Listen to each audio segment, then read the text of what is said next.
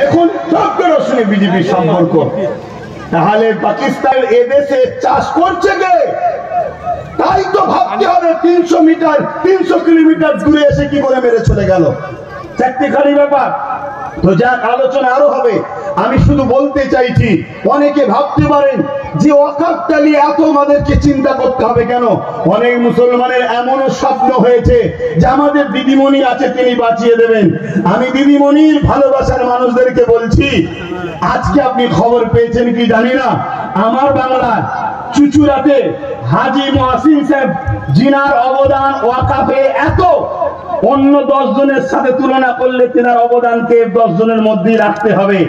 এত তেনার অবদান রয়েছে। তিনি তেনার অর্থ, জমি, জায়গা সব দান করে গেছে মুসলিম গরিব ছেলেদের পড়াশোনার জন্য, মুসলিম গরিব পরিবারের পড়াশোনা বিবাহের জন্য। আজকে সেই হাজী মহসিন সাহেবের যে অবদান, সেই অবদানের একটা প্রমাণ আপনাদেরকে দিয়ে যায়।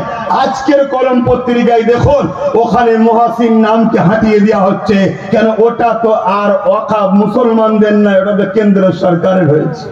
যেমন ওয়াকফ ঘোষণার পরে উত্তরপ্রদেশে 300 বছরের কবরস্থান 60 বিঘে বুলডোজার দিয়ে ভেঙে তার লাশকে চূর্ণ বিচূর্ণ করে দিয়েছে।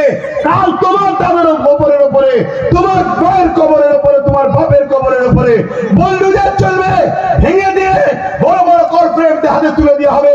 সেখানে সিনেমা হল হবে, সেখানে বার হবে, নোংরা চরিত্রহীন নারীদের নিয়ে আইএসসি করা হবে। এইরকম বড় বড় জিনিস তৈরি হবে তোমাদের কবরস্থান, তোমাদের মসজিদের উপরে, যেটা নমুনা আমার বাংলাতেও শুরু হয়ে গেছে। কেউ যদি মনে করো আমরা ঘুমিয়ে আছি, আমাদের দিদিমণি রয়েছে, বাঁচাবে, কথা ঠিকই। কেন? উনি বলেছেন আমি যতদিন আছে ততদিন হতে দেবো না। তার মানে উনি হেরে গেলে হবে, উনি হেরে গেলে হবে। উনি তো এই টোপটা দিয়ে 30% বোকা মুসলমানকে সহজে ভোটটা নিচ্ছে। এই ভোটটাই তো দিয়েছে। কাল ধরুন উনি মারা গেলেন, তাহলে কি হবে? তাহলে গেল। অতএব উনাকে এই কথাকে মেনে যদি কোনো আমার ভাই ধর্মপ্রেমিক মানুষ যদি মনে করেন নিশ্চিন্তায় আছে, আপনার ভালোবাসায় আমি আঘাত দিচ্ছি না, প্রেম করুন, কিন্তু অন্ধর মতো হয়ে যাচ্ছে। অন্ধ হবেন না, ভক্তি হবে। আপনার মায়ের লাশকে নিয়ে, আপনার বাবার লাশকে নিয়ে, আপনার দাদা দাদি নানা নানির লাশকে নিয়ে কবরস্থানে যাবেন, বলবেন এটা ওয়াকফ নয়, এটা সরকার আন্ডারটে, সরকার কবজা হয়ে গেছে, এখানে হাত দেওয়া যাবে না। তখন আপনি কোথায় যাবেন? আপনি মসজিদে যাবেন, ঈদগাহে যাবেন, আপনার ঈদগাহে তালা মেরে দেওয়া হবে। অলরেডি বিভিন্ন জায়গায় পড়ছে, সামনে কুরবানি আসছে, অলরেডি অনেক জায়গায় বন্ধ হয়ে যাচ্ছে, আগামী দিন আরো জায়গায় হবে। তাহলে আপনি ঈদের নামাজ পড়বেন কোথায়? সব থেকে বড় কথা হলো এটাই, আমাদের উপরে এই জুলুমটা হবে কেন? আমাদের উপরে এই জুলুমটা হবে কেন? আজকে সবাই এই দেশে স্বাধীনভাবে বসবাস করবে, সবাই সবার অধিকার নিয়ে থাকবে। আর আমার মসজিদ, আমার কবরস্থান, আমার ঈদগাহ, আমার খানগাহ, আমার বেলায় এত সমস্যা কেন? একটাই সমস্যা, সবার গার্জেন আছে, আমাদের গার্জেন নাই। একটাই সমস্যা, সবার গার্জেন আছে আর আমাদের গার্জেন আমাদের দুশ্মনদের যে পাচেটে বেড়ায়, এটাই সমস্যা। আজকে বড় দুঃখের সাথে বলতে হয়, তাই এই ওয়াকফ কানুনকে বাতিল করার প্রথম রাস্তা হচ্ছে আন্দোলন করতে হবে। ওই আন্দোলন কিরকম হবে? যেভাবে কৃষক বন্ধুরা করেছে।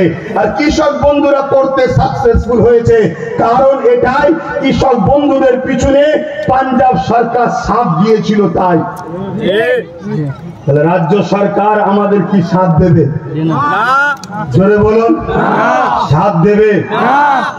তাহলে এর লাইনটাও কিন্তু কামিয়াবি হওয়ার আর এসছে। তাহলে কি আন্দোলন বন্ধ? জোরে বলুন না। সে যদি সাথ না দেয় তারপরও আমাদেরকে আন্দোলন করতে হবে। কেন? কৃষকরা ছিল 2-3%, আমরা তো 30%-এর উপরে রয়েছি। আর আমার অঙ্কে তো 40%। আমারটা বাদ দেন, গভর্নমেন্টেরটাই ধরুন 33%, 2011-ই বলেছিল এই সরকার। তাহলে আমাদের কি ঘরে হওয়া বন্ধ হয়ে গেছে নাকি? আমি জানি ইসরায়েলে বন্ধ হয়ে গেছে। আপনারা জানেন কি? ইসরায়েল প্যালেস্টাইনের বাচ্চাদের ঘরে শুধু মারছে। কেন? নতুন প্রজন্ম রাখবো না। একটুখানি সাইডে যাচ্ছি, অসুবিধা হচ্ছে না তো? কেন আপনারা না শুনতে চাইলে আমি তাকে শোনাবো, বলেন না? ইসরায়েল প্যালেস্তাইনদের বাচ্চাদের উপরে হামলা করছে, কেন? নতুন প্রজন্ম উঠে না দাঁড়ায়। আর আমার আল্লাহ এমন বোম মেরেছে ইসরায়েলে, পুরুষের এবং নারীর উভয়ের যেটা প্রয়োজন, সন্তান হতে গেলে দুজনেরই প্রয়োজন, তো দুজনেরই স্পাম আর হচ্ছে না। অর্থাৎ সব কোয়ালিটি ঠিক আছে, সন্তান হতে গেলে যেটা লাগে, বেশি খুলে বলছি না, বুঝতে পারছেন? সেই জায়গাতে খোদা বোম মেরে দিয়েছে, ওদের আর সন্তানই হচ্ছে না। যদি জানতাম পুরুষের সমস্যা, তাহলে নারীরা এমনি তোদের সব সমস্যা নিয়ে অন্য জায়গা থেকে ধার করলে আসতো, এটা চলে ওদের। আমি এলিয়ে বেশি ট্রিপে যাচ্ছি না, কিন্তু খোদার মার এমন, নারীদেরও যে ডিম্বাণু দরকার হয় সেটাও হচ্ছে না। এই সমস্যা কি বাংলার মুসলমানদের হয়েছে নাকি? 2011 বলেছিল 33%, এখনো কি 33%? আমার কি ভাষা কোনো খারাপ লাগলো? এটা বাস্তবটা বলছি।